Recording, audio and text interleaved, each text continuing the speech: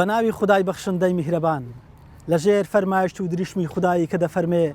ذلك ومن يعظم شعائر الله فإنها من تقوى القلوب. ئێمە لە شاری هەولێر لە خزمەتی هێندێک لە مامۆستا عەزیز و خۆشەویستەکان لە خزمەتی ئەوەی عەزیز و خۆشەویستە مەجلیسێکی خۆشمان بۆ سازداون. نیازمان ڕەزامەندی خدا و دڵخۆشکردنی ئەوەی عەزیز و خۆشەویستە. لەگەڵ ئەو مامۆستا بەڕێزانە باس و خواست و بەسەرهاتی ڕابردووی خۆیان و واروها لە جەژنەکان کە چڕووی داوە و کەشایانی باز بێت لە خزمەتی ئەوەی عەزیز و خۆشەویستە باسی کەین.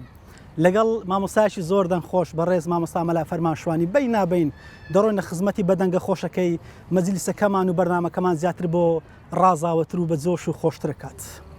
جا ئێوە ئەو مەجلیسە جێمێڵن لەبەر ئەوەی ئێمە نیازمانەوەی کە جەژنەکە زیاتر گڕوتین و خۆشترکەین و ئەوەی خۆشەویستیش لەگەڵمانە بەشدار و بەردەوام بن. لە دەست پێکامێن جەژنە پیرۆزەی خۆم لە ئێوەی عەزیز و خۆشەویست و سەرجەم مسلمانانەکەم دەخوازم کە خوای گەورە عیبادەت و پەرستشەکانمان بە باشترین شێوە لێ قبول کات و هەروەها حەزی حاجەکانیشمان قبول بفەرمێ و بە ساغ و سەلامەتی و بە تەندروستێکی باش بگەڕێنەوە نێو و خانەوادە و خاک و وڵات و نیشتیمان و کەس و کاری خۆیان. ئێمە لە خزمەتی ئەو مامۆستا و خۆشەویستانە دەست پێکا کە جەژنە پیرۆزەی خۆیان دەگەێنین. ئێوەش لەگەڵمانە بمێنەوە دوای جەژنە پیرۆزەکە و خوێندنی سەنایەتێک لە قوڕانی پیرۆز و تەکبیری جێژنانە دەڕۆنێ نێو ڕۆژی بەرنامەکە. مامۆستا جان سەرەتا سەلامی خوای گەورەتان لەسەر بێ و زۆر بەخێر بێن. عەلەیکوم السەلام وەڕەحمەتوڵڵاهی وبەرەکات. لە دەست پێکا و دەستە ڕاستم بەڕێز مامۆستا مەلا فەتحی زراریە میوانی عەزیز و خۆشەویستی بەرنامەکەمانە. مامۆستا جان زۆر بەخێری و جەژنت پیرۆز و عیبادەتت قبوڵ. خوا جەزای خێرتان دات و یا ڕەبی خوای گەورە جەژنە لە جەنابەت و هەموو مسلمانانی دنیا کوردستانیش بە تایبەتی پیرۆز و مبارەک بکە ئینشاءالله و حەجی حاجەکانمان قبول کە ئینشاءالله ساڵی دادێ هەر هەمومان لە چای عەرەفە بین لە خزمەت خوا و پێغەمبەری بین عەلەیهی سەلات وەسەلام و هیوادارم ئینشاءالله جەژنی قوربان ببیتە مایەی خێری و خۆشی و شادی و ڕەحمەت و بەرەکەت و میهرەبانی خوای گەورە لە هەموو مسلمانان ئینشاءالله و ئێمەش قوربانی بدەین وەکوی باوکی پێغەمبەران ئیبراهیم عەلەیهی سەلات وەسەلام بە خۆمان و بە ئەولادەکانمان و بەو مارێکە هەیتمان لە پێناو خوای گەورە ئەو نەتەمەنەی هەیتمان ئینشاءالله بکەینە قوربانی و زۆر جار دەرێم ئینسان خۆی وەقف بکە لەو خوای گەورە و لەو مسلمانان و ئیسلام هەندە تەمەنەی مایە کە خزمەتی مسلمانان کە بەبێ مقابل ئینشاءالله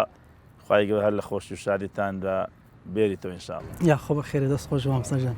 بەڕێز مامۆستا مەلا زەید دوستەپەی جەژنت پیرۆز و بەخێرە یاخوا. خوا سەلامەتی جەنابەت کە جەژنە پیرۆزە لە خۆمان و خانەوادە و هەموو دۆست و ئەحباب و مامۆستا و برا و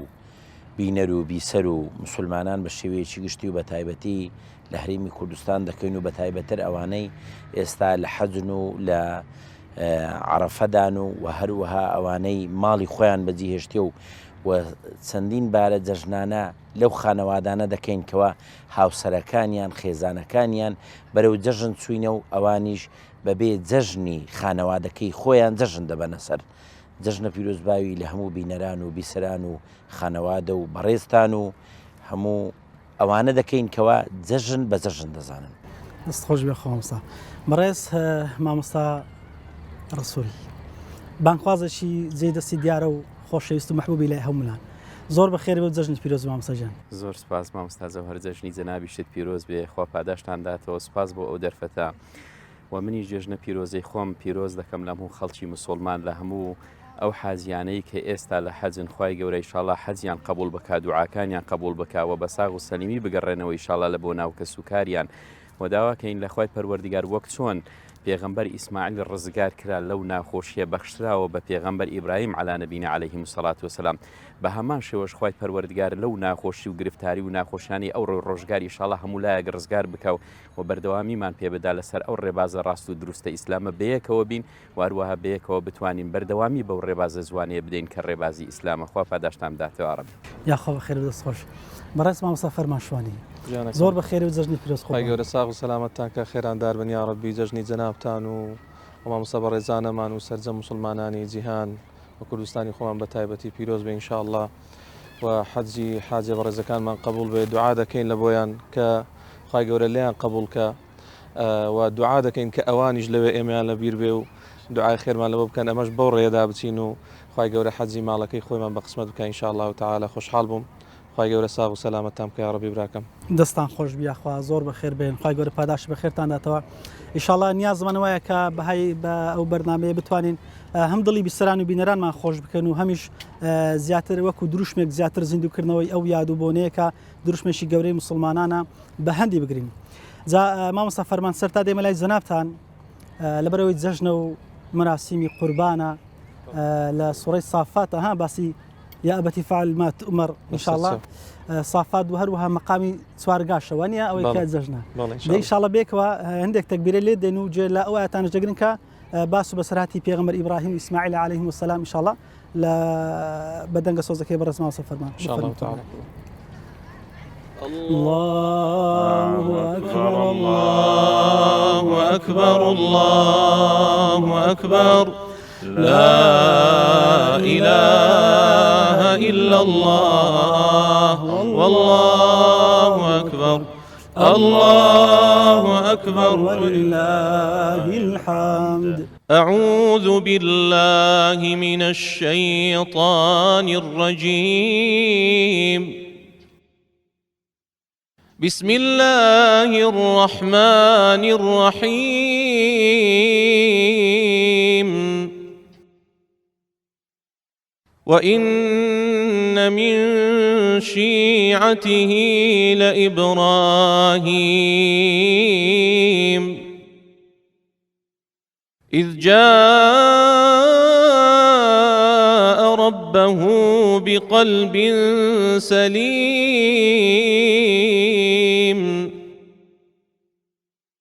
إذ قال لأبيه وقومه ماذا تعبدون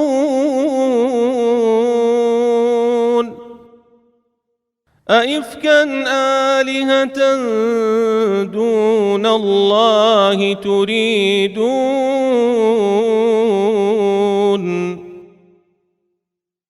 فما ظنكم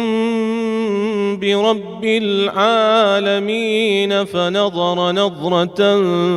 في النجوم الله أكبر الله أكبر الله أكبر لا إله إلا الله والله أكبر الله أكبر ولله الحمد. فقال إني سقيم فتولوا عنه مدبرين فراغ إلى آلهتهم فقال ألا تأكلون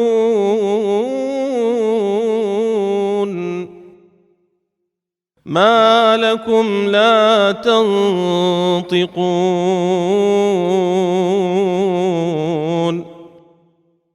فراغ عليهم ضربا باليمين الله أكبر الله أكبر الله أكبر لا إله إلا الله الله أكبر الله أكبر ولله الحمد. فأقبلوا إليه يزفون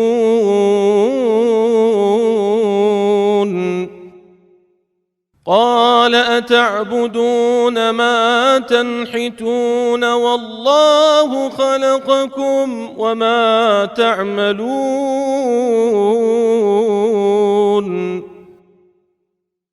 قالوا ابنوا له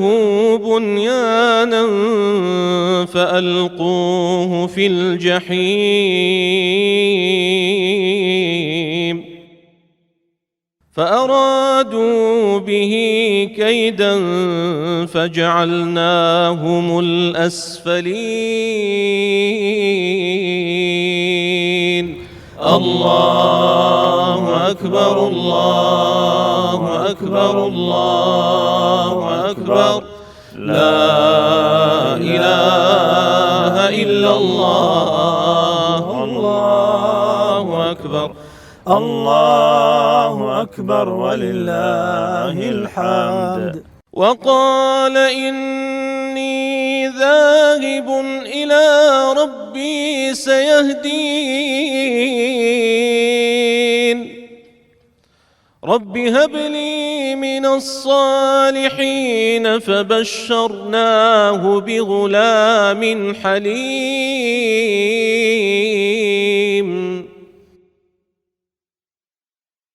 فلما بلغ معه السعي قال يا بني إني أرى في المنام يا بني إني أرى في المنام أني أذبحك فانظر ماذا ترى قال يا أبت افعل ما تؤمر ستجدني إن شاء الله من الصابرين الله أكبر الله أكبر الله أكبر لا إله إلا الله والله أكبر الله أكبر ولله الحمد. فلما أسلما وتله للجبين وناديناه أن يا إبراهيم قد صدقت الرؤيا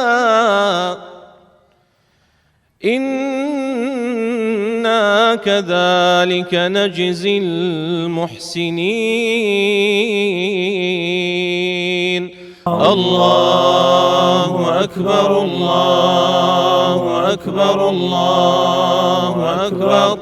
لا إله إلا الله والله أكبر الله أكبر ولله الحمد. إن هذا لهو البلاء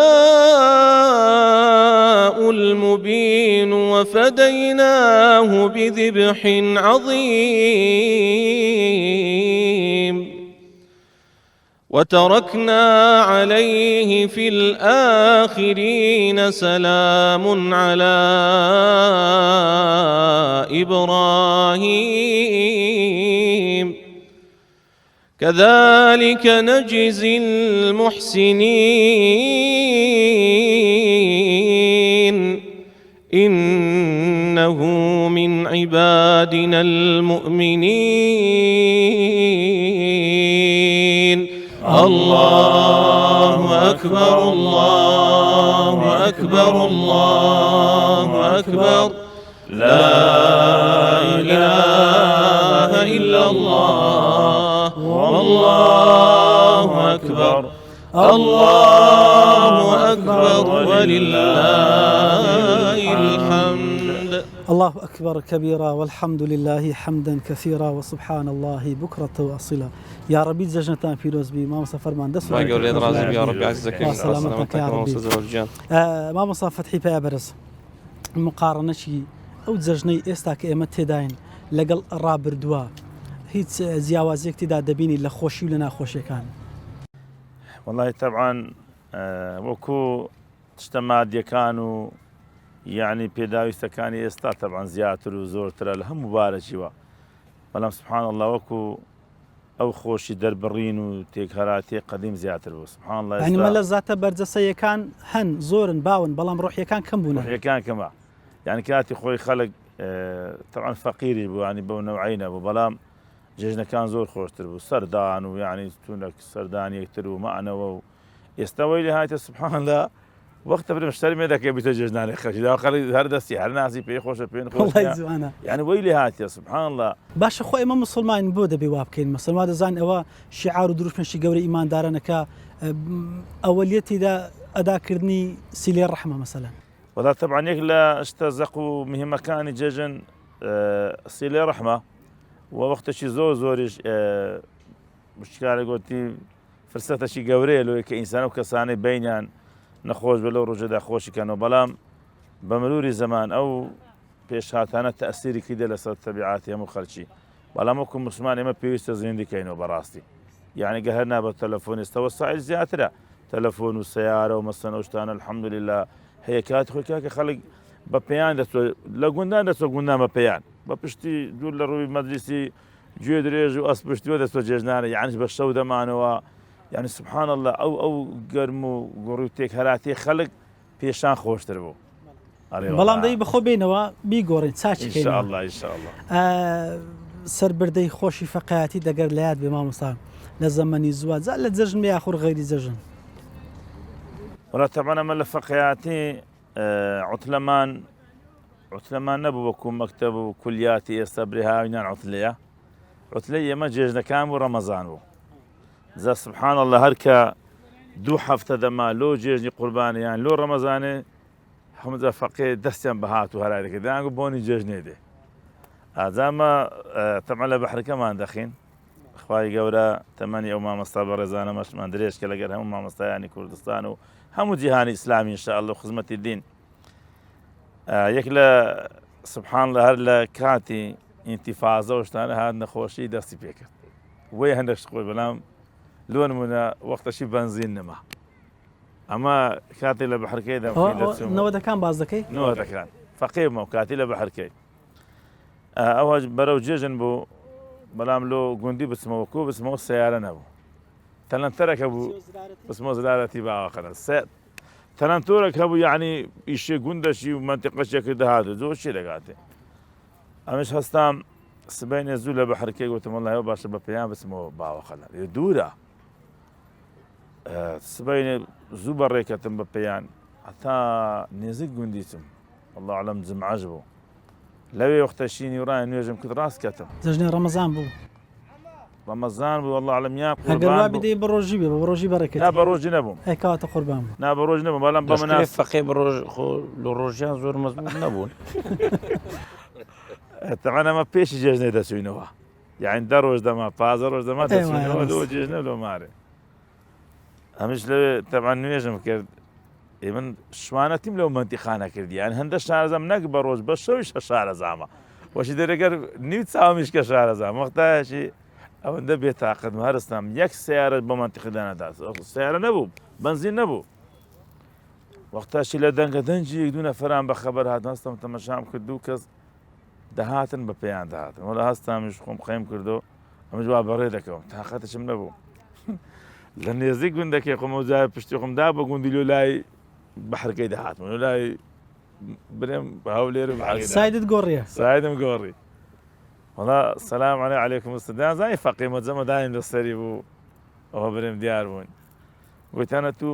چێوە دەستی خەرچیان دەری گوتم وەڵا من خەرچی باوەخەلان دەستمەوە گوتیان مامۆستا ئەتووە لە باوەخەلان دەی لێمان بۆ مناقەشە کاکە وەڵڵا ئەمن خەرچی بدەن کاکە و ئەوانش دەچون بوون بیان سوڕان چادە وەزعکە وەڵڵاهی زۆر مناگوتیان کرد تۆ گەر بە تاکەی دەچێ باوەخەلات وە لە پشتە دەلای وەڵا گوتم تەواو مادەمان گۆ دیارە باشترە زانن وەڵا بڕشت گوتم وەڵا من تاقەتم نییە بڕۆ سبحان الله هەندە برسی و بهیلاک بووم وەڵا زەن تا کتابشتمان دەبردو لەگە خۆمان کە مەلایەتی ڕەمەزانەمان هەبوو برێم جێژنانش دەچوین هەلو خود بەو جێژنە وشتانە وەڵا گوتم ئەو کتابانە لێرە بەجێ دێن گوتم مامۆستا ناو یەکە کتابێک گوتم وەڵا من تاقەتم نییە ئەگەر چونەوە خەبەر بدەنە مارێ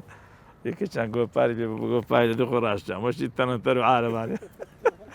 وەڵام منی هەتا نێزیک گوندی بردەوە هەدەم گۆ کاکە ڕاوە ئەگە مامۆستا دانیشی هەرناسیەوە هەندە بێ تاقەت بووم لە هەمووی خۆشتی لەمانە وەختش خەبەریان گوند زۆر هات خۆی مامۆستا نەخۆشەکەتی هاتن یەکەم پستانجەری گوتم نانتان لۆی نایمە لە زاوە یەک لە سەربردەکان و سەربردەش کە پێشیوی بوو تازە من داوی دەستمان بە قورئان خوێندنێ کردبوو لە ئەو کاتی لە باوەخەلان بووین مامۆستا مەلا عەلیادی بەخێر بێ، خوا خێری بنووسی یا ڕەبی. ڕۆژی عالفا جێژنا مندار حەزی لە جل و بەرگ و خاوێن و پرسی خۆی جوان دەکە و مامۆستا هات دەرکەی حوجرەی پێوەدا بۆی دەبێت هەموو سەرتان بتراشم پرە مامۆستا بۆ گار و گریان و فران هیچ مەجال نییە بەو عالفا عسکەریە هەمان تراشی بە ئەوەی بە مەچینەی هەمووی کودی کردین. باشە عادەتەنەوە لە عقوبەی دەکرێت گەر غەڵەقتێکتان کردبیە وەنیە بە خوددا ئێزا پێچی مامۆستان نیەتەکەی باش و بیعلەسە بامە وەکو گەنجەکان نەبین و یعنی بچنە ناو خەڵکۆشتان خۆچک بێ شەرعیش نەبوو بەڵام وەکو شەرع نەی پێکا بوو بەڕاستی ئێستا لە درما یعنی ئەو جێژنەمان بەڕاستی لێتار بوو کە مندار حەزی لە تشتی خاوێن و جلو بەرژی جوان و یعنی بەڕاستی یعنی سەر و ئەوەی ئەمەش گچکە بووین دە 12 ساڵان بووین قەنەعەتە پێ بکە ئەو جێژنەم هەلە دێ لە دەستم تو سبەی ڕاستیمە بە حەیوانی بوو مەشوان هەچوومە عەقاری لەڕکان ئاری وەخوای یا خۆر ساغی مامۆستا بەڕێز دەست خۆشی ڕازی مامۆستا زەید لێرەی هاتمەوە ئێرە ڕۆشتبی بێت پێمان بڵێ ئەتوو چ چێژێک لە جەژن دەکەی وەکو مامۆستایەکی ئاینێ سوپاس دەکەم سەبارەت بە سەرتراشینەکەی حەز دەکەم شتێکی باس بکەم ئەگەری ئیجازە بدەمەوە. جێژنی پێشترێ جیاوازیەکەی لە چەند شتەچیدا بوو. ژژنی پێشترێک کە دەهات ئەویم باس دەکەم ساری هەفتە ئاخری هەفتایەکان باس دەکەم. ئەوەی من نێزیکنەوەتەکە زۆر کشایتەوە سەرتراشین عادەدوە بوو 2 ڕۆژ پێش عالفەی مەچنەی بەدەستیان دەهینا سەری یەکدیان دەتراشی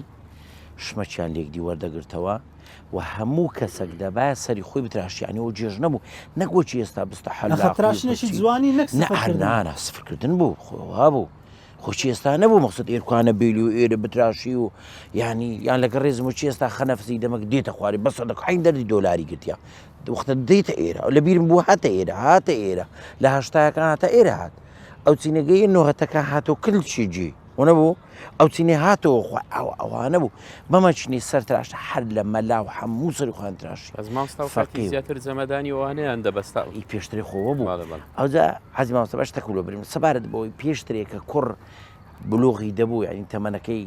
15-16 سال دەبوو کراوەچیان لەسەری دەنا تەمەنی دەگەیە 20 سال 22 سالی جەمەدانێک دەزانین لۆ دەیگۆ کوڕم بابەکە دەیگۆ کوڕم لە بەرەوەی ئەو جەمەدانیە لەسەری بێ و کراوە هەتاتوو لە دووشتی بێقیمەت غار نەدەی ئەگە ئینسان کراو جەمەدانی لەسەری بوو وەنیە کراوی لەسەر بیان جەمەدانی غاریدا لی دەکەوی دەیگۆ کوڕمەوە پیاوەتێکە دێکت يعني شتي قديم جیاوازی هەبوو لەگەر ئەلعانەکە خۆم نارێ مەلعان شەموو لە سەریان مامۆستا ڕەسوول گوتم با لەسەر کەن جەمەدانی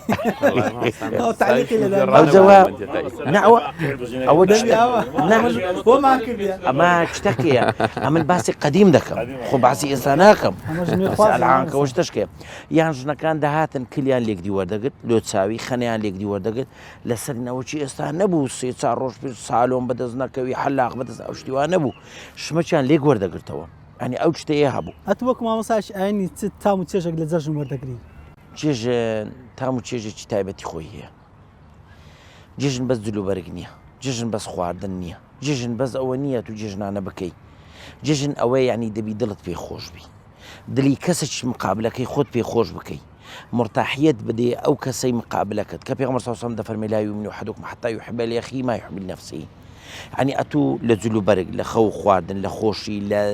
درخۆشی دەبی عینەن کول و خۆ پێخۆش ئەو هالۆ خەڵکو ئەوجە شوێنە شارە ئاواییە ئەوجە دیسان نەفەر لەگە نەفەر ئەوەی کە ڕوو دەدا بۆن منە لە جەژن بۆنەوە دروشمانەیان ئەو مەمەسەن بۆن منە سەردانکردن کە دڵ پێخۆش دەبی زیاتر چییە ئەوە یەک لەو شتانەی کەەوە جێژن تایبەتمەندیەکی خۆی هەیە مامۆستا جەوهەر یەکەم شت سەردان دەبتەوە دووەم دڵفرەوان دەبی سێم سەخاوەتیە چارەم ڕق و قینەکان بەلا دەندری مسەر کابرا دەبینی بینی نییە حاجزیەکە شتەکە لە خیلالی ئەو 2-3 ڕۆژە جێژنەی دەچیتن بینی خۆی چادەکات بەس جێژنێ توش فەرقی لەگە خەڵکی وەکو مامۆستا ئاینی ڕەمەزانت لەگەر قوربانی فەرقی گومان لەوە دانیەوە ڕەمەزانەکە ڕەمەزان بەعام جیاوازە ئیمە و ئێوانەی دەستنە حەجی جیاوازن ئەو زەگەر بە سراتێکی خۆشەبی لە سەردەمی فەقایەتی یاخود هەر چشتکە پێت خۆش بی باسی بکەیت دواتر باسی پرسیاری قوربانیشم دەبی مامۆستا باشە ڕێکلامیشی لۆ دەکەین بینی خۆمان ئەمەش سامەکی دێخینە زۆر باشە ئەومان دەوێت سەبارەت بە جێژنەی قەدیم بابرین یەک شتی خۆش باز بکەین لە گوندی پێشترێ یەک دوکان هەبوو دوکانەکە پێی دەگوترا عتار ئەو هابوو یعنی قەنەعات بکە هەموو ئەشیایەکانی لە یەک سندوقی تەماتێ خردەبەوە لە بنیشت و کێک و ئەو شتانە نەوعا مژمژەک خۆن دەنەوەنەوەی ئەوەی کە پێویستی منداڵان بوو داپیرەکەم هەبوو ڕەحمەتی خوای لێبی داپیرەکەم دوو ڕۆژ پێش جێژنەی داهات دەیگۆ کوڕم بە من ناکرێت دەم ڕۆژی جێژنەی پارەتام دەمێ جێژنانە هەر ڕۆژێک دوو پێش جێژنەی پارەکەی دەداینی ئەو دەم چینی داکەمیان بام دەیگۆ ئەو پارەی لۆ دەدەنی ئەوانە دەستن ئەلان خەرج دەکەن دەگوێت فەرقی نیە سەلامی چ دوایەبی ئەمە چووکە لەبەرەوەی عادە دوێی لە جێژنانەی وەردەگری وە ئەمە دوو ڕۆژ جێژنەی ما دەهات دەمانگۆ حەل نییەوە بەس شەکەمان دەبا هەرکی ئەمە پێش دەکەن وچی معاشی ئەلعان نەبوو بە پاش دەکەوی مامۆستا ڕەسوول ڕاستە ئیمام خەتیب نی بەڵام دەورەکە هیچ فەرق و زیاوازەشی نییە دەستت خۆش بێ موفەق بی ئینشاءڵڵا جێی دڵخۆشی و دەستخۆشی شاری هەولێری بە تایبەتی ئەگەر بەسەر هاتێکی خۆش لە ژیانی خۆتە هەم لە بانگەواز بێ هەم لە سەدەقات و خێرکردن هەم بە پیروەچوونی خەڵکی بێ یاخود لە بواری ژیانی خۆت بە تایبەتی شتەکە بێ مەمنونتین دەستت خۆش بی وەڵام مامۆستا جەوهەر ئەمە بخۆی ڕێکخراوێکشمان هەیە ڕێکخراوی بنیاتنان و هاوکاری خێزانی بۆ خۆم بەرپرسی ئەو ڕێکخراوەم ستافەکەی مۆزوعەکەی حساسە مامۆستا لەوانەیە گۆشتان پێ هەبی دوایە ستافێکی وەکو باسم کرد مامۆستامان دوونە ناس و کارە و زۆر باش مامۆستا فەرمانشوانیم هەناسەی قوڵت هەڵمژی هەستم کرد دەتەوێت داهشتش ئەرێ وەڵا بە تاکید جارەمان لە داوایە بەس داوایەکەشم کۆ مامۆستا فەرمان دەمانەوێ بە حەیرانەیەکی کوردەواری بمان بێ چێوی عەرەفەی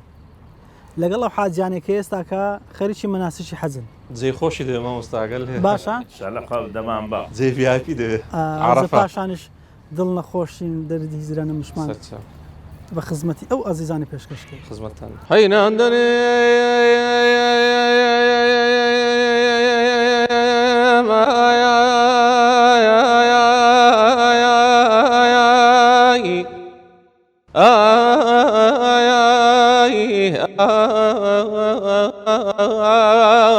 دەبانەمینێ حەیران دەرێ بابە منە ڕۆکە دەمگۆ خۆزی بە خۆزی دارایان بریا کوری کەک باما لە کوری شێ نەورۆزێ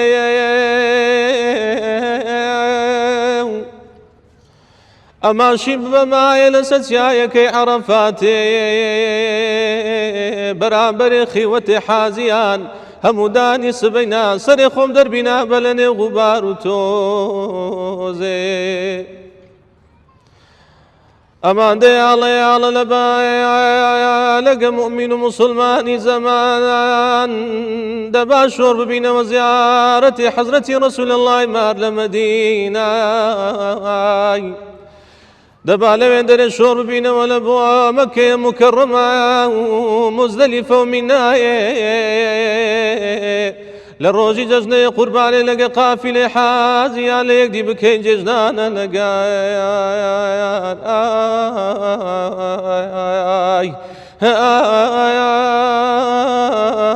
ئای پیرۆزێ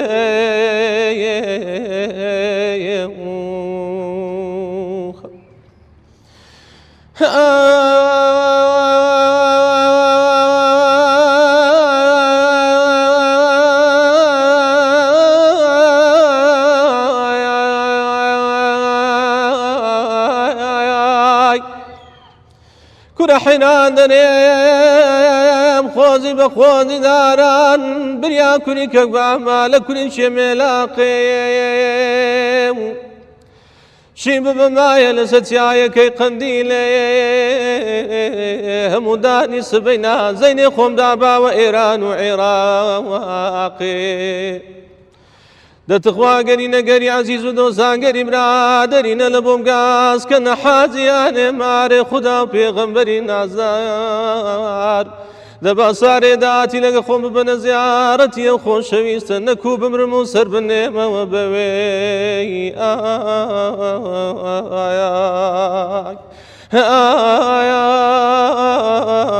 ئای مەراقێ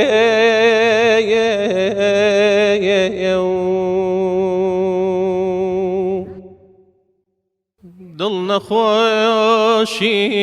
دەردی هیزران جانی جایانانم وەرایە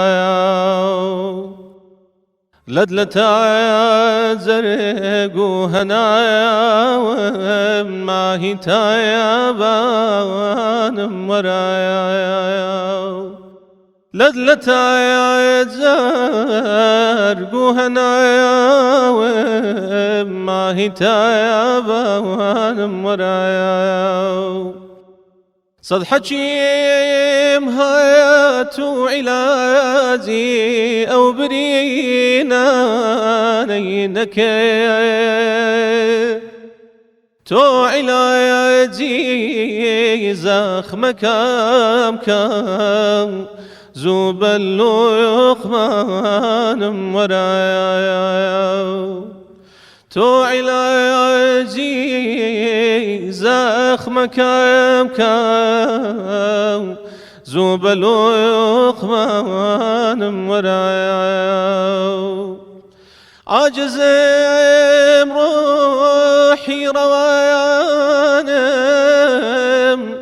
بر لإيش قدام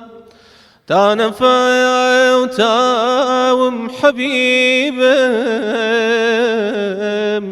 بيشي فايا وتانم ورايا تانا فايا وتاوم عزيزم بيشي فايا وتانم ورايا اخرج عيدا تاوريتم كي بقربانم دكاي كشتني شد رحمتاي صد زار بقربانم ورايا كشتني شد رحمتاي صد زار بقربانم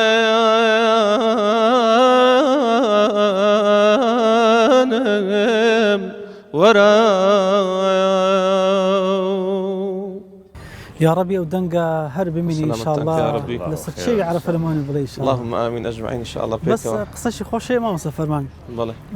باسي وذكرين نظام لسه شيء عرفت بلي نيرقز شو عشي متسون نظام مثلا قريب بلي ئەوە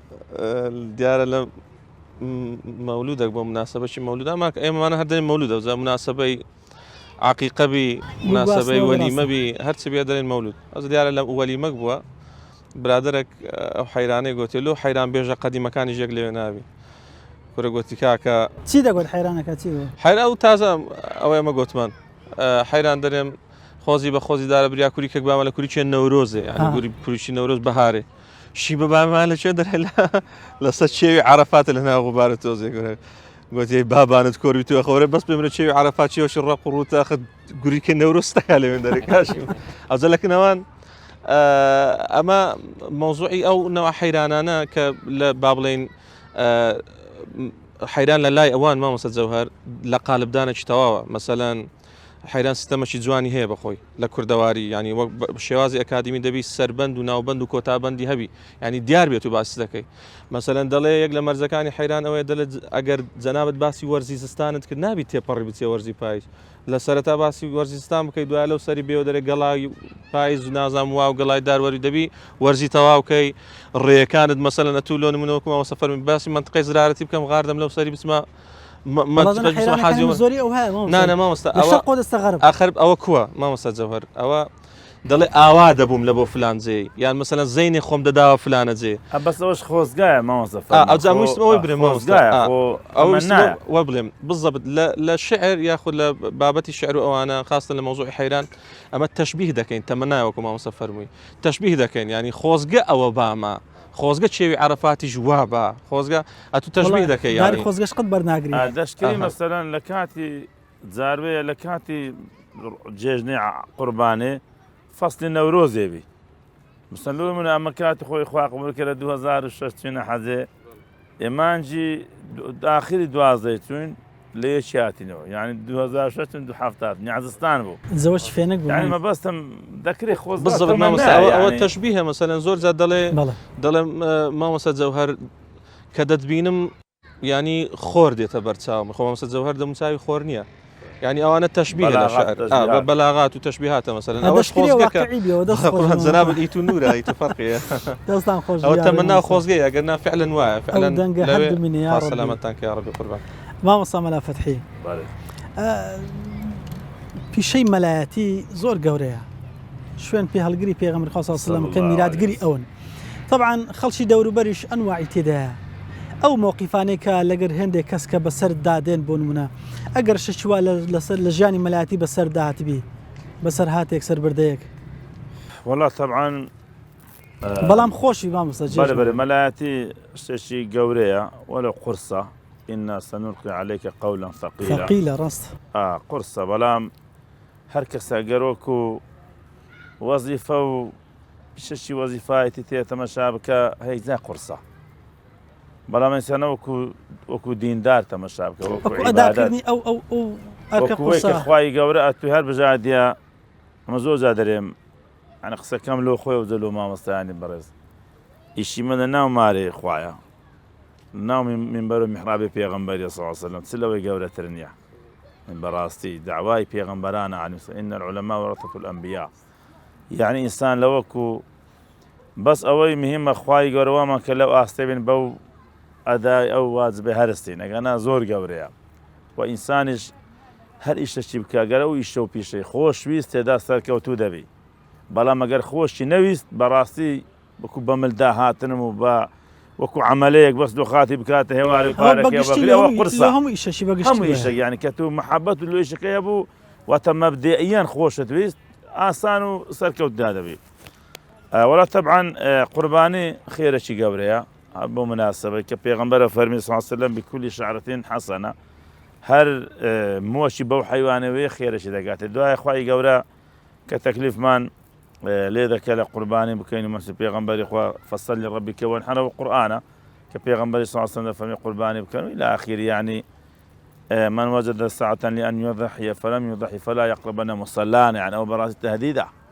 هر کەسە بەتانی قوربانی بکە نەکەبا لە شوێنی نوێژ و مصەلایەوە نێژ نەکەویتەوە یمعنی ئەوە شەشی گەورەیە مامۆستا لێرکوانە قەوسەکەم بێ زۆر قسە هەیە لەسەر مەلایان دەڵێن مامۆستا بەڕێزەکان تەمان و لێ مشە بەلاوکاردن لەو پەڕی خۆ مامەنەی مەلە ئەمەنە مامۆستام هەیە دەڵێن وەلا مامۆستا دەرێتەمە قوربانی بکەن و خێرەکەمان بەخۆیان نایکەن جواب بچێت عاقری الحكيم والعاقل يكفيه الإشارة أمنا مقدمهم له هنديبو يعني يا خير شي قوري يا قرباني بس هذا قالوا يستنباسي كم لبريو ما تساولا أقوال كانت عندك بكين كردار بفعل كانش عندك ما مصاب أخوي هم قرباني ذاك ولو خاتشي ذاك قصابي ذاك بابرو ما خدمتي استايش دبينا خوالي ما قبول كام شهر ذاكم إن شاء الله وستش مكيدة لباشي مردني هلو مكان من دارك كان بلا ما استختانه بجير ما مستايش بريز ولا مزقفتي باسي قرباني كذا كقرباني تسان خير وهند خير وأجر باداشي زوره يعني إلى آخره داش مو بصرات حضرة إبراهيم عليه السلام كباز كي مثلا أو بكرة كي قرباني كي ديودان ما مستباس كي دير ثانيش هذا قديا أويدي كقولتي كل ما قديا ما مستخو بخو صري نابر هناك ودي خو صري نابر بداية كده صبرينا زي ما مستوى يا كبو لما تقيم زلارتي نايم حاجي حمد وقعفك يا ربي بياوش بهو على برزو دريج ببز برك كوسا وانا بو ما مستوى كذا ما عاد ببيش دار هاتو كيش نكمل ماري ولا سلام كردو ما مستوى ما حاجي كوي باش جنة فيروز بي أزاد ما حاجي يعني تبعات بابو قصية كده لا زيني شذا بس خليت تورا نابو جيت لي ما مستوى باسي قرباني سنة خير قلتي أري ولا ما مستوى أدي ما قرباني خير شي قبريو قلتي زا ما مستوى قلتي ما حاجي بزنا شي زور قرو باشم هي ولا لين بكى قرباني يعني قلتي ما مستوى هو قرباني ناكم بين بزنينة بكم قرباني أجا بكم مهاوى نقصنا زا قصك شوية ما مستوى خيواني ها بلا حتميا ما مستاش قوربانی دەکەن و ئینشاءالله کردیتیان و بەڵام هەیە لۆی ڕێک ناکەوی خۆ خەڵکەش هەمووها ناکەم ماوەستەوە ئەدی مامۆستا یەکشت بەراورد کە ڕاوەستە ئەتو لە مەحەلەی 100 نەفەری بینە لۆ هەیە 50 کەس بکەونیە هەیە 500 مەلاش خەڵکەوە 50 دەکەن بەس کابە لە منتیق خۆ یەک مەلای ئەگە بکات دەرێ مەلا دەکەن نەکە دەرێ ناکەن ئەخر مامۆستا ئێستا بۆن منە ئەوە ئەگەر بە سنەتی لێمان گەڕێن قەید ناکە با بە فەرز الکیفایەش بی قەینا 10 کەس بیکا لە سۆکانی کەلات 1 کەس بیکا وانە بەسەنگ و هەند زادرێ کاکە واجبە دەرێنەمە دەمان ترسێنن لەکنی ما ئەبوو حەنیفە واجبە لە مەزهەبی خۆمان شافعی سنەتەشی مؤکەدەیە ئەزەمە شافعی کاکەمە لە بینی واجب و سنەتی دەرناچی بەڕاستی ئەمە زۆر جاریش دەرێمەوە لە گوندەشی مەلا بووم فەقێشمان هەبوون کابرایەک بزنەشی زۆر قەرەوی هەبوو ڕۆژێک هاتبوو گور و تەرتیباتی مزگەفتی هەموو خواردن هەمی گوت مەگاری بەو خوایەکەمە ئەوە هەرچی تۆ لێ بکەین لە تۆ ئیلاگە بکوژنەوە بکەینە خێر بەخۆی مەسەلەکە ئیلاگە بۆی بکەینە خێر بزنەکە ناکێت قەدە حەقە پڕ ناوێتەوە جات و بزنەشی بینە دوو لە ڕووی مەجلیس و بینەران و بیسەران هەتا سارەش کە ئەوڕۆ بەخۆ بمارم مندار و بەسم وەکان بەژمێری پێت ناژمێدرێ مامۆستا هەندە زۆرە جات و پیرە بزنەشی هەند ئەو هەموو خێرت بگاتێ وەڵڵای حەیفە ئینسان قوربانی نەکە وەڵڵای حەیفە نەیکە یعنی وەرە بەس سەر و پێستی ئەو مەڕێ بینە و بزێ بینە پێت ناژمێدرێت چەند ملیۆن و ملیار مووی پێوەیە خوری پێوەیە لۆ هەر مووەکو خوریەشی خێرەکەت بگاتێ پاشان کە خوا و پێغەمبەری خوا تەکلیف لە ئینسانی بکە صلی الله علیه وسلم یعنی بەماری دنیایە کە خوا دایتی يعني زي الصفة إنسان قرباني نكا شعارة قوري ومن يعظم شعائر الله فإنها من تقوى القلوب أو شعائر أنا ذبي بقول رابج جريد أو بزنا أو بيرنا ما وخي مسألة كل كذا لا يقرب بزن أزلي بيناني شوين دخوا بس أو بزنا جو أزلي أتي جوري مزقفتي إخوار ديا داي كت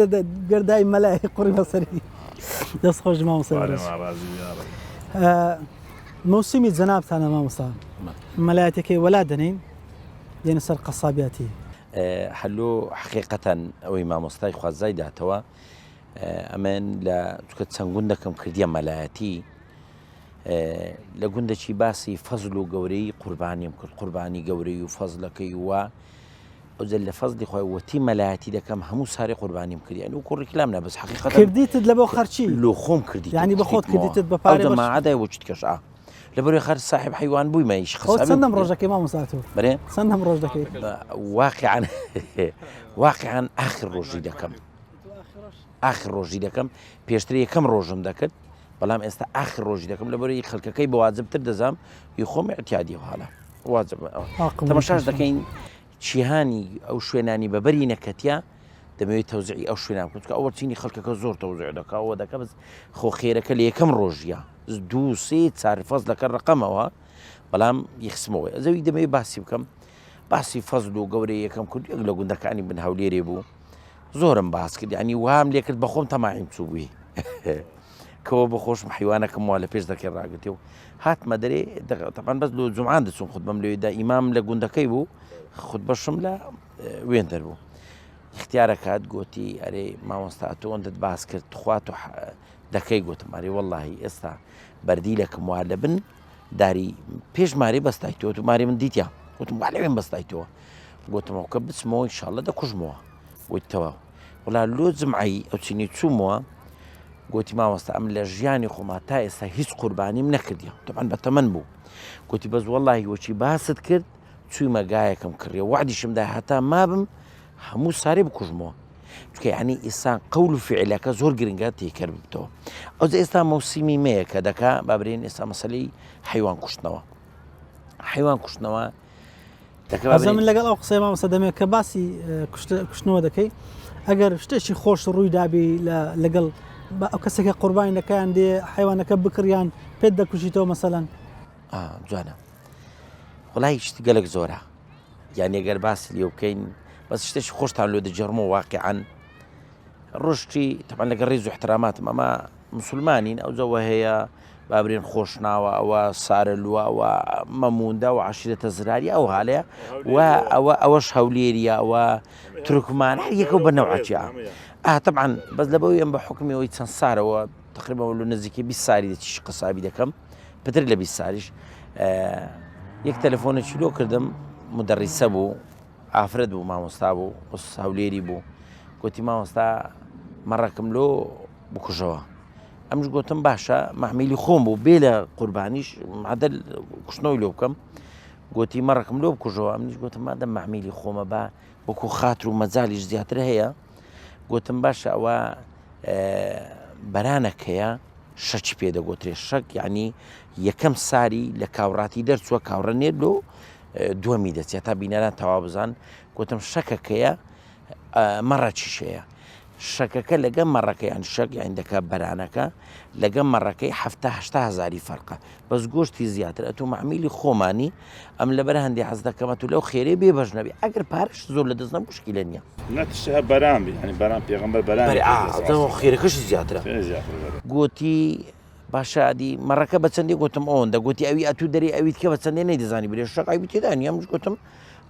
ینی بابرێت بەشک و گومات دەگەشت ئەو 200 ئەمیش گوتم ئەویت کە 270 ینی تا جوان حاڵی بین لێ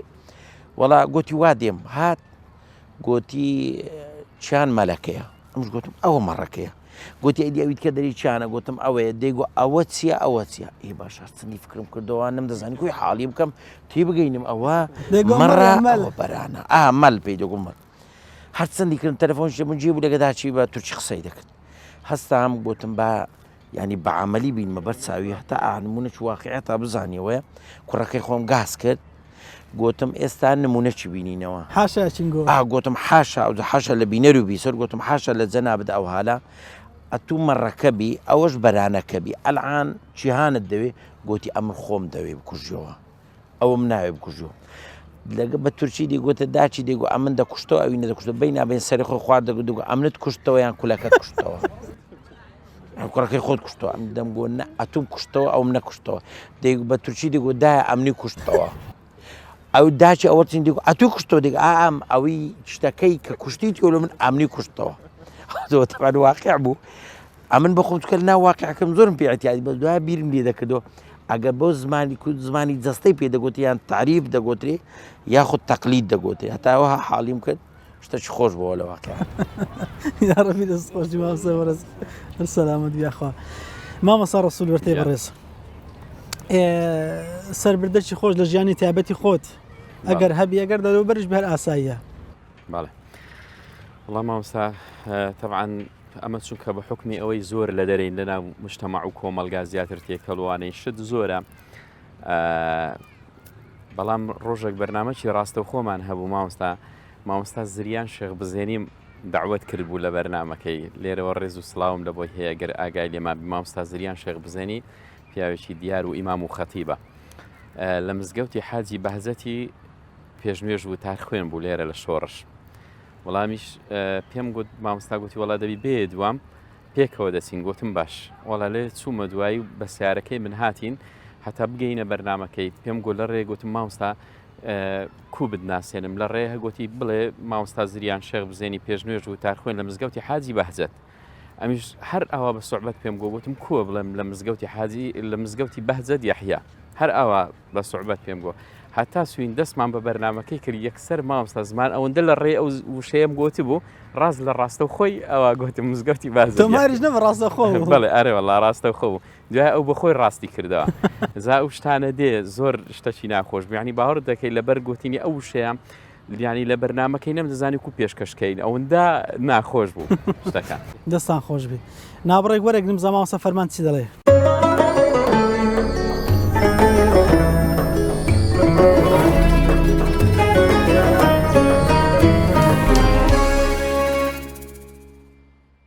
مامۆستا فەرمانجان دێنێ لای جەنابەت جانەکە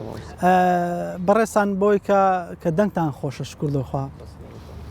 بانگ دەکرێن لە حەفەلاتەکان لە بۆنەکان مناسەبەتەکان لە ڕاگەیاندنەکان بۆ نمونە هیچ بەسەرهاتی وا هەیە ڕوویدابی کە شایانی باسکردنی لێرە باسکەی لەمان ئەکەیت ئینشاءالله بەس پێشەوەی و بەسەراتی باسکەم باسی مۆزوعی حەیران و شتانەم کرد مامۆستا گوتمان تەشبیه لەگەڵ جەنابی مامۆستای باسمان کرد یەک لە قسەکان ئەو تەبعاً بەسەرهات بوو جێڕامانەوە گوتم دوایە لەسەرمان نەبتە قسەوەش بڵێن وڵاوە خوا نەخواستە تەشهیری کرد نازانم چی تو نەقڵت کردە قسەکەی یانیەوە مۆزوعی تەشبیهە کوریکی نەورۆز و ئەگەنە چای عەرەفاوە لەسەر چاوی ڕاستم ئەوجە چەپم خۆزگە دەگەینێ خاک خۆڵەکەی ماز دەکەین بەرنامەی ئەوها تۆمار دەکرا بەرنامەی ڕادیۆیی ناوی ڕادیۆکەی نادەم و ناوی برادەرەکەش نادەم کە لەگەڵەوە بەڵام بەت چیە ئێستا کە باز بکەم جەنابەت بەزانێ گوتیان مامۆستا فەرمووی حەیرانە چی برێ وەڵامیش ئەوە تۆمار دەکرا لۆ جێژنەی گوتم حەیران دەرێم بابە و ڕۆکە بەوێ هێوارێ گەلەکە نەخۆشم برینم کولاوە لە هەندە برینانم دێتن خینە لە هەندەشیش دێتن خیزاوە ئەوەی لە تەنیشم چ برێ ئەوە کەشفە دەگۆ ئیلتیابی ئێوە یەک بە خۆیان دەگۆ کەشفە ئیلتیابی ئێوە باش قەتعماکە لەوە پێکەنی ئیسمان پێ زۆر تەواویکە وتم لەن دەک خینە لەندەش دێت خیزا گوتی ئیلتیابی ئێوە قەلب ساغ یا ڕەبی مامۆستا فەرمان بەڵێ قوربان مەوسومەکە دیارە کە جەژنی قوربانە دیسان دەمانەیە بچینەوە مەدینەی ڕەبی نێوە هەر لەوێ دەڕۆینە خزمەتی حەضرەتی ڕەسوول الله صلی الله عليه وسلم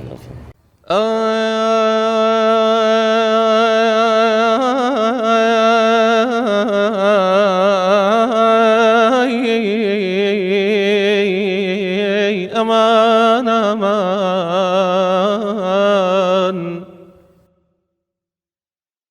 ورأي بعادي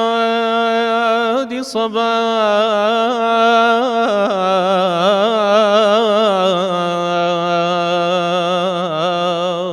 ببقى صيدي فرمانم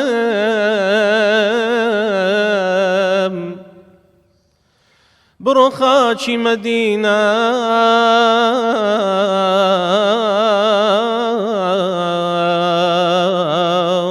بولاي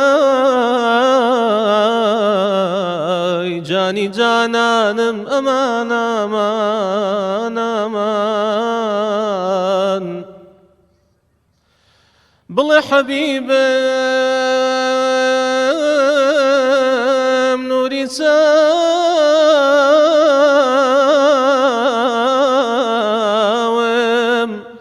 كولا قايدين بوسنا برسي حالم بوسنا برسي حالم بخدا زور پریشانم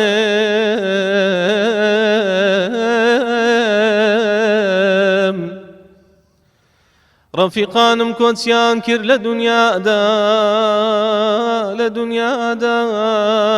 هر من ما ومهر من ما وم نزيك مرقم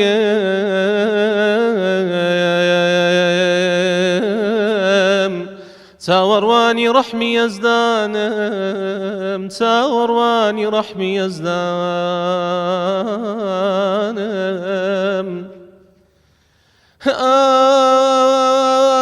آخ بيش مردن يك حسرة من دلما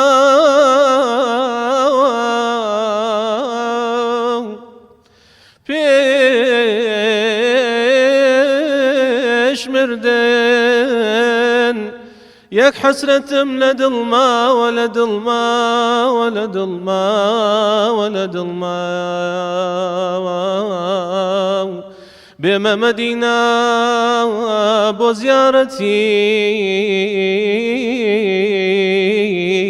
نور إيمان ما لقل إيوا من ديم تخوى رفيقان لقل إيوا من ديم تخوى رفيقان بو زيارتي كعبة رسولنا زاير بو زيارتي كعبة ورسولنا زار الله الله دبن بن بير بن بو زيارتي پیغمبر دبن بن بير بن بو زيارتي پیغمبر من بابي وقربان هيجني مصابر من بابي وقربان هيجني مصابر شرعي بيروزي تو رقاي نزاتا شەرعی پیرۆزی تۆ ڕێگای نەجاتە خۆشی لە بۆ ئەو کەس لە ڕێت لا نادایە خۆشی لە بۆ ئەو کەس لە ڕێت لا نادا الله الله دەبمبەن بێرە بمبەن بۆ زیارەتی پێغەمبەر دەبمبەن بێرە بمبەن بۆ زیارەتی پێغەمبەر من بەبێ ئێوە قوربان هیچ نیمە سەبر من بەبێ ئێوە قوربان هیچ نیمە سەبر قوربان لە دوایی تۆ خۆشی من نەما قوربان لە دوایی تۆ خۆشی من نەما مانی ژیان من قوربان لەزاتی نەما مانی ژیان من قوربان لەزاتی نەما الله الله دەبمبەن بێرە بمبەن بۆ زیارەتی پێغەمبەر دەبمبەن بێرە بمبەن بۆ زیارەتی پێغەمبەر من بەبێ ئێوە قوربان هیچ نیمە سەبر من بەبێ ئێوە قوربان هیچ نیمە سەبر يا ربي دست إن شاء الله أجر سلامتك يا رب سلامت يا ربي سلامتك إن شاء الله پێغەمبەر جان صلی الله عليه وسلم خواکەی وا دەکا کە بە خزمەتی خۆی و بەیتەکەی خۆی شادمان کە هەم لە عمرە و هەمیش لە مەناسکی حەز و دەمان کاتە حەجی لێمان قبولەکە إن شاء الله تعالى مامۆستا مەلا فەتحی پێ بەرز دێمە لای خزمەتی جەنابتان ئەو سەفەرە ڕۆحیانە خۆشە مامۆستاش بەحساب ئەوەی کە پێشەنگە چاوساغا هەم لە بۆ ڕێنیشاندان و هەمیش لە بۆ کردداری و فعلەکانی مسلمانان بە شێوەیەکی گشتی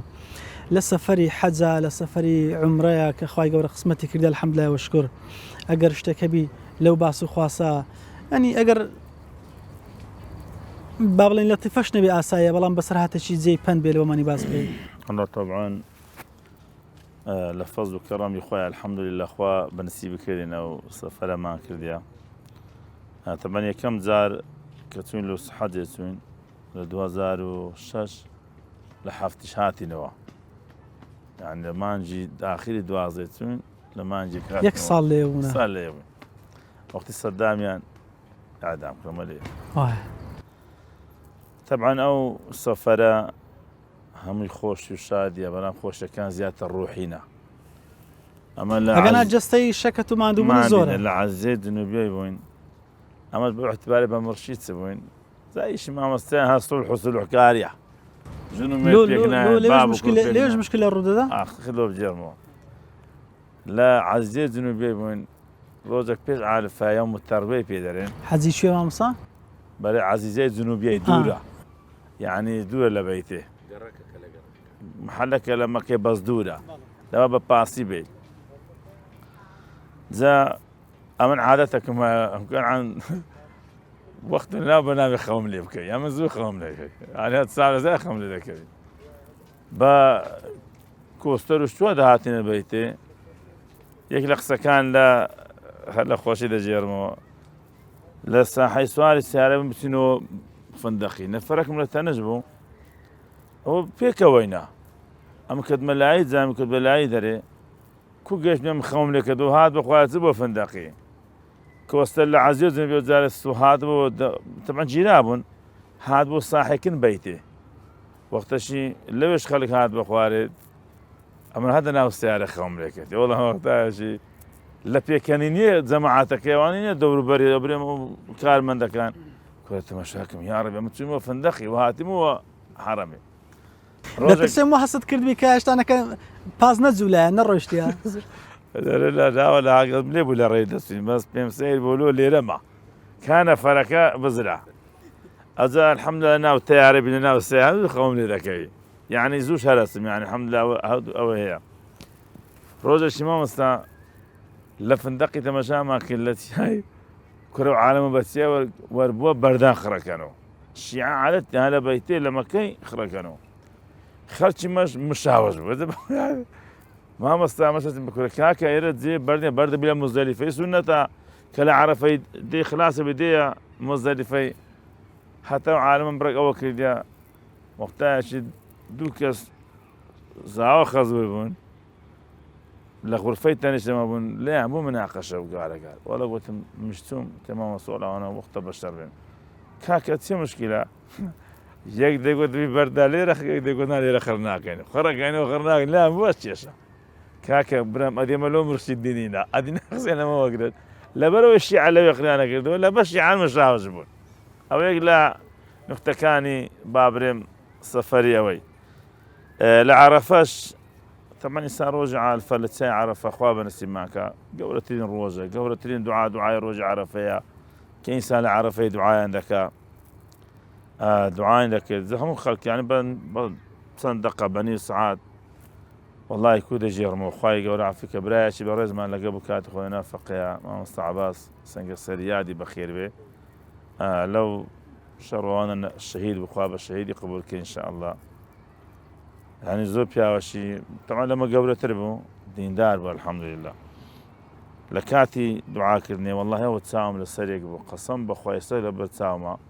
لە هاوەڕەهات لە پێشە من دانیشت یعنی ئەو جلو بەرگەی کتۆشەوای یعنی لێوێ نەبوو نانا شەهید بوو بۆ کاتی ئەدی چەند ساڵ بوو شەهید بوو بەستم لە دوعاکردنێ لە بیرم نەبوو یعنی ڕاست هاتە بەر چاو ئێمە بەستمێک لە مەشهەدەکان کە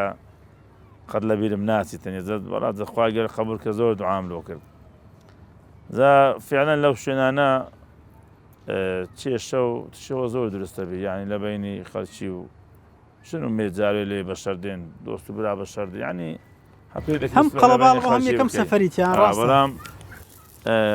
حەملەدارێکمان لەگە بوو زۆر جار ئێستا لەگە دەچین پیاوەشی بەڕێزە سەلااو ڕێزم هەیە لێرە لۆی ئەو جابوو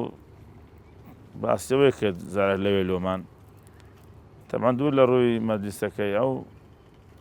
فندەقەکان هەموو جێ ئەوەی تێدایە بابرێم دەست نوێژ شتیوە وتی وەڵا لە مەدینەی خرا هات نەمەکەی گوتی هات زۆر بەتەندی هاتی فەرەنگ گوتیان گوتی کاکە ئەوە لۆ فندەقی ئێمە جێ دەست نوێژ دانی وەڵڵاهی لە مەدینەش هەتێدانە بوو ئەمە مردین حەیاما چوندی بچینە جێ دیکە دەست نوێژ بشوێن پێم سەیر بوو فندق گوتی چی وای دیان جێ دەست نوێژ وەڵا چم گوتم کاکەتی ئەوە جێ دەست نوێژێنە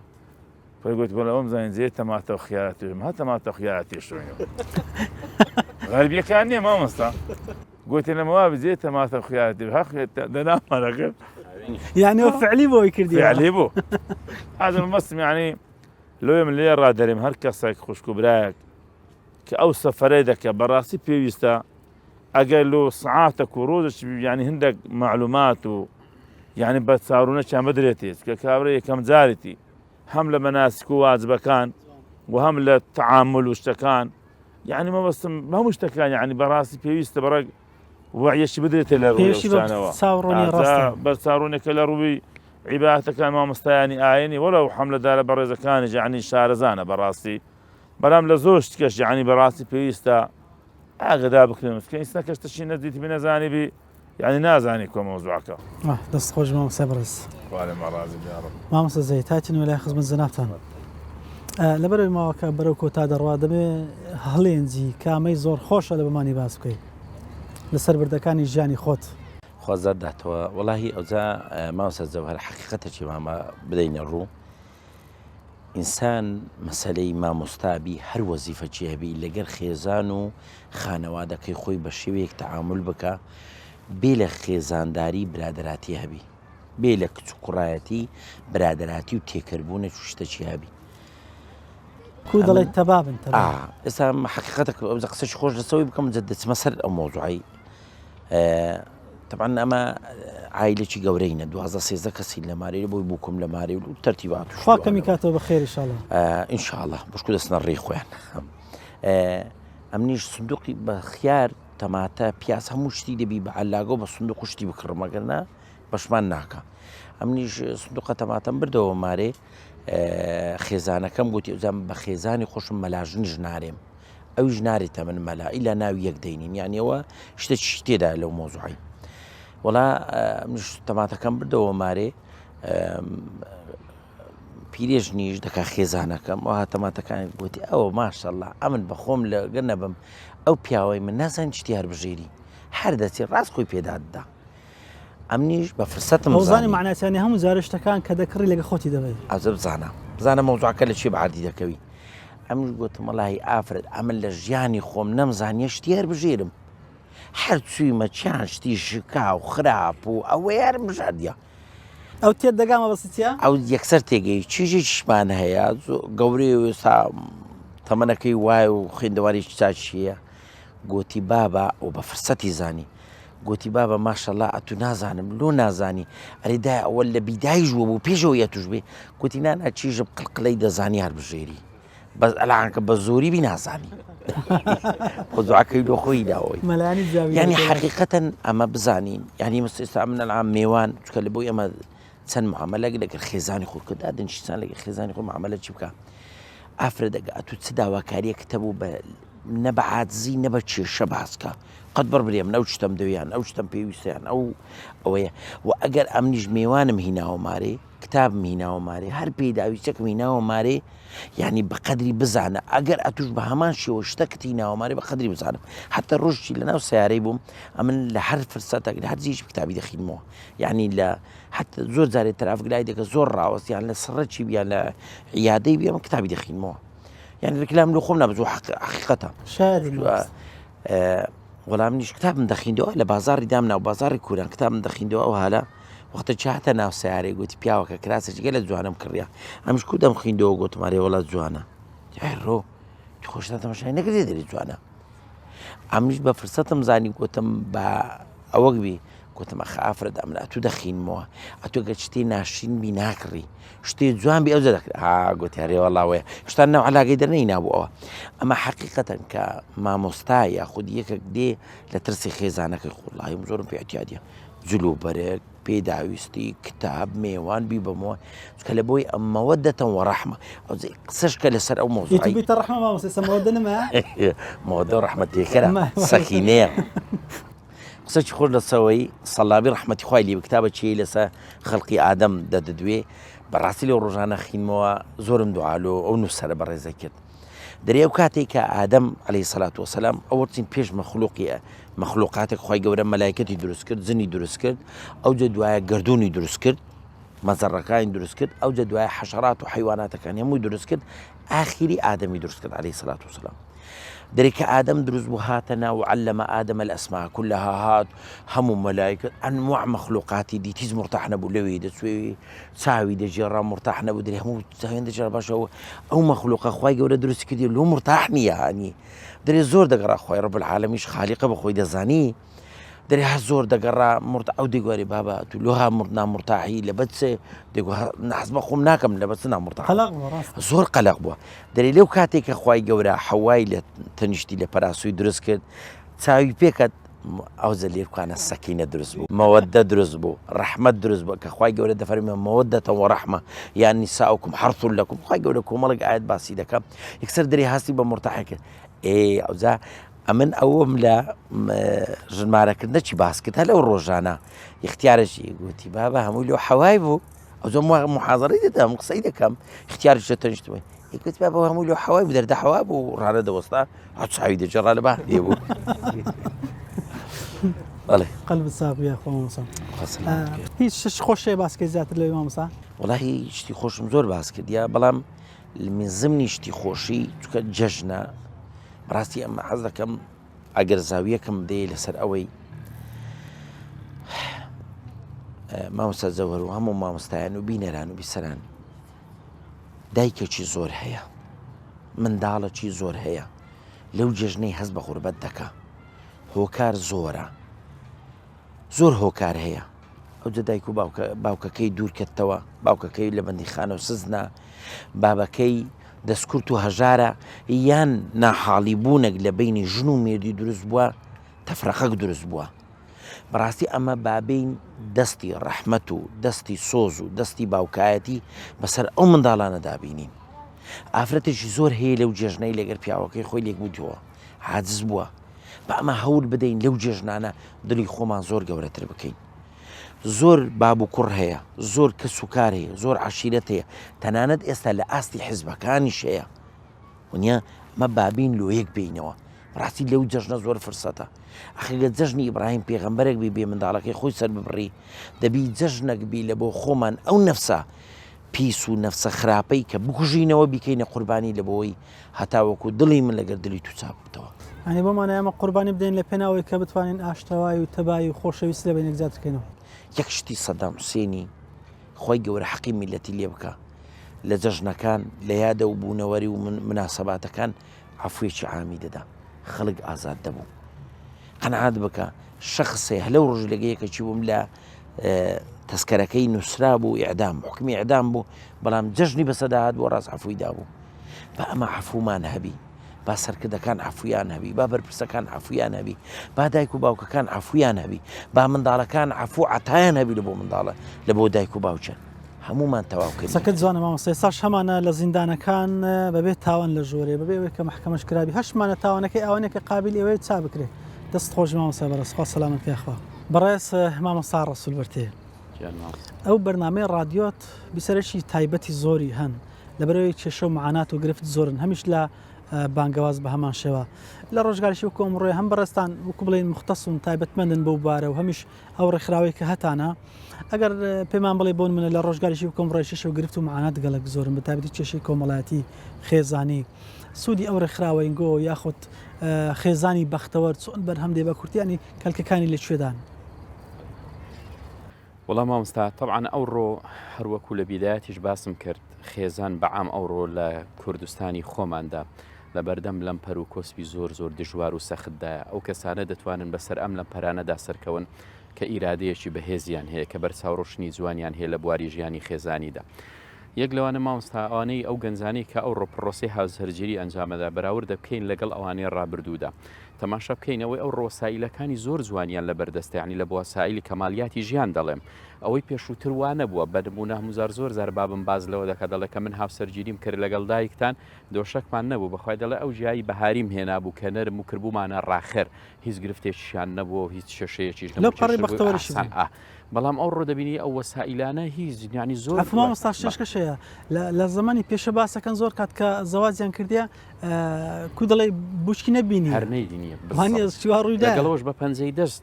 جیابوونەوە هەبوو لەگەڵ ئەوەدا ئەو ڕۆکەت و بڕۆ پێش محکەمەوە زین لە شێخەڵای لە خەڵک کەسی دنیایەک پیاسە و گەڕان و قسە و ساتیان بێکەوە کردێ دواتش ناگەنێت لەگەڵەوەی چەند مانگێکتر جەمامستا و دوو جەمسەری هەیە مەوزوعی پڕۆسی هاوسەرگیری پێم وایە یەکی جەمسەرێکی ڕۆشنیە یەکێکیان تاریچیە خۆشیە ناخۆشیە بەرزیە نزمیە ئەو کەسەی کە قەرارەکەدا لە بواری پڕۆسی هاوسەرگیری تەنها خۆشیەکەی ڕەچاو کردیە ناخۆشیەکەنە لەبەرەوە زوو دکتۆر علی وەردی قسەیەکی جوانی هەیە دەڵێ پڕۆسی هاوسەرگیری لە تەڵەی مشک دەچێ دەڵێ کە ئەو مشکەی لەناو تەڵەکەیە هەوڵ دەدا بێتە دەرێ دەڵێ ئەوەی کە لە دەرێشە هەوڵ دەدا بیستە ناوی یعنی تەماشا کە شیرنیەکی تێدا دەیەوێت لە خۆراکەکەی بچی ئەوەی دیکە کە مەسەو لە ناویدا لە ناخۆشیدا ئەوەی لە دەرەیە حەز دەکەی کە ئەو کەسا ئەووا دەزانێت ئەوە خۆشیەکە بچیتە ناوی بەڵام من دەڵێم پرۆسی هاوسەرگیری هەمووی هەر خۆشی نییە بەرزوو نزمی و ناخۆشی و گرفتی تێدا هەیە ئەو کەسانی وەک باسمان کرد ئەمە وەکو ڕێکخراوی خۆمان ئەمەوەسە پێ دوانێ و کەسێکە دەوێت بۆن منە هاوسەرگیری بکە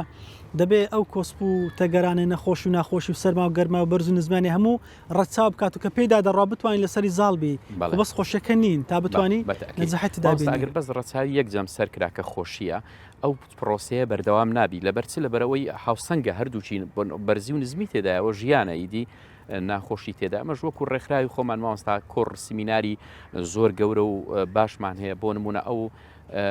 پرۆسە هاوسەرگیریانی لە سەردەستی ڕێکخراوی ئێمە کرا مامۆستا سیمینارێکی زۆر گەورم بۆ خۆشم کتێبم نووسیە لەبارەی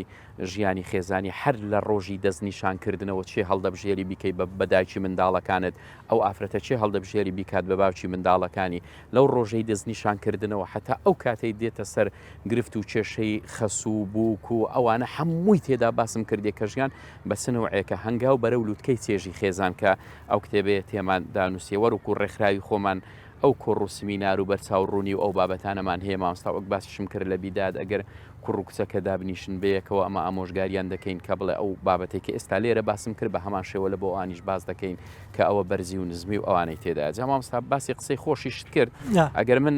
پێم وایە بەرەو کۆتاییەوە نییە کۆتا شتەکەی خۆم دەڵێم ئەوە ڕۆژێک مامۆستا لە مەڵبەند جەماعەت گوتیان کاکەوەڵا دیارە بەهارە گەشتێکمان هەیە خەڵکێکی یەکجار زۆریش بوو مامۆستا نزیکەی زیاتر لە 50 سیارە و ئەوانە خەڵک لە 150 نەفەر و ئەوانە بوو گوتیان دەچینە لای شێخ توڕاب شێخ توڕابیش مامۆستا هەندێک زادەکانی زۆری خۆڵ و ئەوانە لێ دەبیتەوە گوتانە تو لەگەڵمان وەرە وەکو بەرچاوڕوونی لە بۆ ئەوی بەیانیە تو لەگەڵ جەماعەتێک بەی ئەمەش لەگەڵ جەماعەتێکی دیکە دەین دەبینە دوو بەش گوتم باشە ئەمەش چوی نێوەندرە شوێنێکمان دیاری کرد ئێرە ئاوە ئەوە مەساحەتی زۆر باشی هەیە شوێنەکە لە بۆ دانیشتن فراوانە وڵات گوتیان تاوا گوتم تاوا با بڕۆین بەیانی گوتیان کاکە تو لەبەرەوەی ئەو برایانەی کە خواردنەکەی ئامادەکەن چێشتەکە دەبیان گۆ ساعت 7 بڕۆن ئەمەش ڕۆیشتین ڕێنیشاندەری باڵێ ڕێنیشاندەرم نزیکەی تقریبان 20 سیارێک بوو لە دوای بن بوو بەلای جێژنەکان و ئەوانەدا ڕۆیشتین مامۆستا ئەوەندەی کە گەڕام ڕێیەکەم نەدیتەوە کە شوێت دەبووە ئەمە لەو 8 و نیو لەوێ بین چکۆ هەموو خواردنی 150 نەفەری ئامادە بکەی زۆری دەوێ هەرچەند گەڕام نەمدەدیتەوە برایەکیشمان تەلەفۆنی دەکرد دەیگوت ئەمەژەوە بەڕێکەوتی نەبزانم بەشێدا گوتم بە بەحەرکەی دادێن ئەوە دێن ئەو بخۆشم بزر بوویمە مامۆستا لە فلکەی جێژنەکانی ئەوە دەسوڕامەوە هەر 20 سیارە لە دوای من دەسوڕانەوە دەچوومە ئەو لە هەموو داهاتن هەروان زانین ڕێکە ئەوانیان نزانی من بزرم کردیا وەڵا ئاخیرەکەی تقریبا سعات 11 سارێک بوو کە شوێنەکەم دیتەوە مامۆستا تقریبا سعات 3 گوتیان یاڵا سفرەکەی ڕابێخن خەڵک هەموو برسی بۆ هەبوونانی بەیانی نەخوارد بوو وەڵا ئاخیری نەفەری دوونانیان دانابوو ئەو نانی فڕنیەکان هەیە مامۆستا وەختێک ئاوڕیان داوا تامەرەگەیان تێکرد هیچ نان لەسەر سفرەی مابوو وتیان کە ئەوە نانەکە هەند برسی بوو بوون ئەزۆبرایەکمان هەیە زۆر قسە خۆشە گوتیان کانانەکە گوتیان وەڵی نیو سەعاتە خواردیتمان تازە دەنجی دێت دەگاتە خوارێ زۆر برسی بوون ئەوش شتەشی سیر و ئەو خۆش بوو مامۆستا لە ڕێ مامۆستا ڕستقل ساغمێخەوە دوای گردنشان ئازا کردی تەبعاً ئەوەندە عەزێتی دانەوە بەڵێ ئارێ وەڵڵا زاخی ئەگەر تێریان خواردگردنیان ئازا کردم ئاو کاتی ناخۆشیەکەیان لە بیرچ مامۆستا فەرمانشوانی بەڵە فڕە دێنەوە خزمەت جەنابەت خزمەت تامیش ئەگەر شش خۆشتەی لەوانی باسکەی لە خزمەتین ئەگەر ماشەڵڵا مامۆستایان شتێکی خۆشیان باس کرد دەتوێن نەڵێ وانە ناوەڵام دەی باشە مادام وایە ئەو جارە بە عەرەبی بمان بە مەکە و مەدینەی ئینشاءڵڵا بەسەرچە باشە ئەزەلۆ زین الحەرەمە لە نارێ لەبەری مۆسیمەکەی تایبەتە باشە کێفکم وەچی عەرەب گوتنی کێف ئەمەش لەگەرت دەڵێنەوە لامین و لامینی بەملت داینە دەی فەرموو لە خزمەتی بەس مامۆستا دەنکەرین با کۆرسەکە جوان دەرچی باشە هەتی بەتەمایمە لێ مەگەڕێ بجێڕینەوە مچکەمە هەلۆمان گۆترا لەو کەسمان نەگۆتیا ئەزم ئێستا من پێتان دەرێ جارێک لە شوێنەشی بین مامۆستایەکی بەڕێز بوو دەما من قامەتەکەم قامەتەم غەلەت کرد لۆ نوێژێ قامەتی نوێژ قامەت وەڵاوەشی لەغوێنێ مامۆستا گوتی نەحەق نەگوتی گومە لا بەس قامەت و لۆکرا قامەت و لۆکەس نەکردی من ئاسانە لامین و لامین لێ مەگەڕێک بە خۆت باش بجێڕەوە بەرێ دەستان خۆش بیاڕێ فەرمانجام فەرموو لە خزمەتین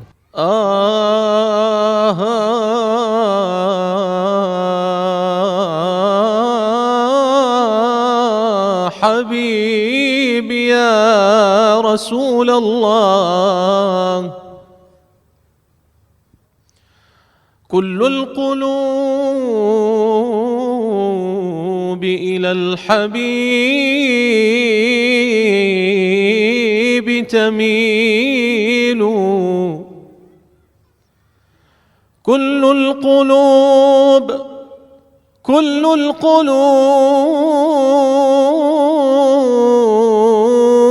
إلى الحبيب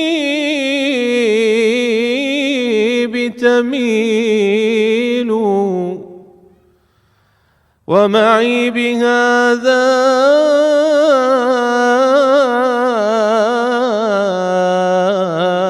شاهد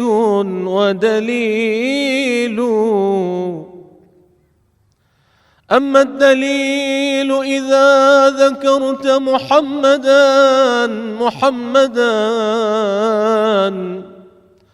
أما الدليل إذا ذكرت محمدا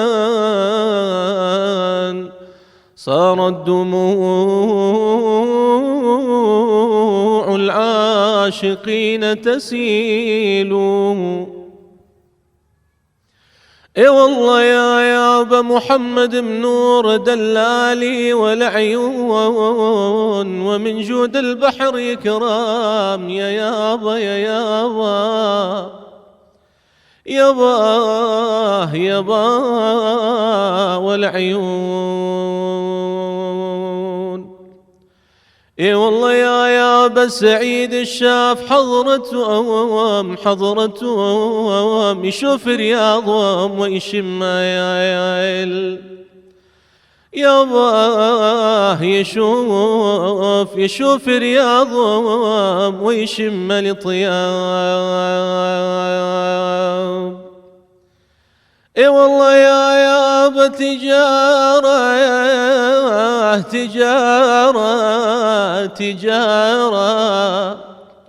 يابا صلاة على النبي أفضل تجارة، يا دمع العين على الوجنة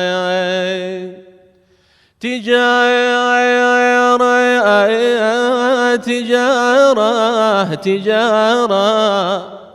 يابا صلاة على النبي أفضل تجارة يا دمع العين على الوجنة. يابا دس الموني عالرسول وعمر جاره، صديق الهاشمي وجمعه. يابا صديق الهاشمي وجمع الصحاب. زينوا الحرم والحرم لينا، وبأرض الحرم طفنا وصلينا، وبأرض الحرم طفنا وصلينا. والكعبة لامين لامين ولامين، والكعبة لامين لامين ولامين، آلي ربي العالمين. والطواف لنا زينوا الحرم والحرم لنا، وبأرض الحرم طفنا وصلينا، وبأرض الحرم طفنا وصلينا. والمقام لامين لامين ولامين، والمقام لامين لامين ولامين، لسيدنا إبراهيم والصلاة لنا زينوا الحرم والحرم لنا، وبأرض الحرم طفنا وصلينا، وبأرض الحرم طفنا وصلينا. وزمزم لامين لامين ولامين، وزمزم لامين لامين ولامين، لسيدنا إسماعيل والوضوء لنا زينوا الحرم والحرم لنا، وبأرض الحرم طفنا وصلينا، وبأرض الحرم طفنا وصلينا. والصفا لامين لامين ولامين، الله والمروة لامين لامين ولامين، آل أمنا هاجر والسعي لنا زينوا الحرم والحرم لنا. الله وبأرض الحرم طفنا وصلينا، وبأرض الحرم طفنا وصلينا. عرفات لامين لامين ولامين، الله جبل الرحم لامين لامين ولامين، لكل المحرمين والوقف لنا زينوا الحرم والحرم لنا، وبأرض الحرام طفنا وصلينا وبأرض الحرام طفنا وصلينا محمد لامين لامين ولامين محمد لامين لامين ولامين لكل العالمين والشفاعة لنا زينوا الحرام والحرام لنا وبأرض الحرام طفنا وصلينا.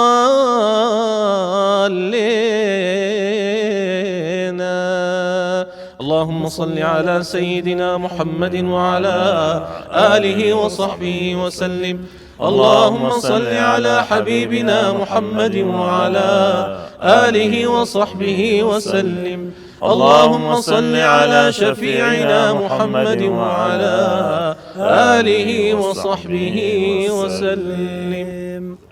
یا ربی دەستان خۆش بی، خوای گەورە خێرتان بنووسی، هەر بە خۆشی و بە ساغی و سەلامەتی بتان بینی ئینشاءالله خوای گەورە لە ماڵی خۆی کۆمان کاتەوە. جەلسەی کۆتاییم لێمە خزمەتی جەنابتان هەم دووبارە جەژنە پیرۆزە و کۆتا وشەی بەڕێستان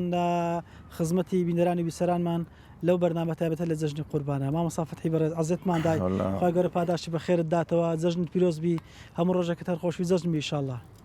خوای گەورە جزای خێری جەنابیشتان داتەوە، ئەو برایانە لە پشتەوەی کامێرەی بوون و ئەو خوشک و برایانێک کە لەبەر بەرنامەکەش دانیشتن ئینشاءالله خوا ئەجریان داتەوە و ئەو مەجلیسە بە مەجلیسی ذکرمان لەو حیساب بکە ئینشاءالله کە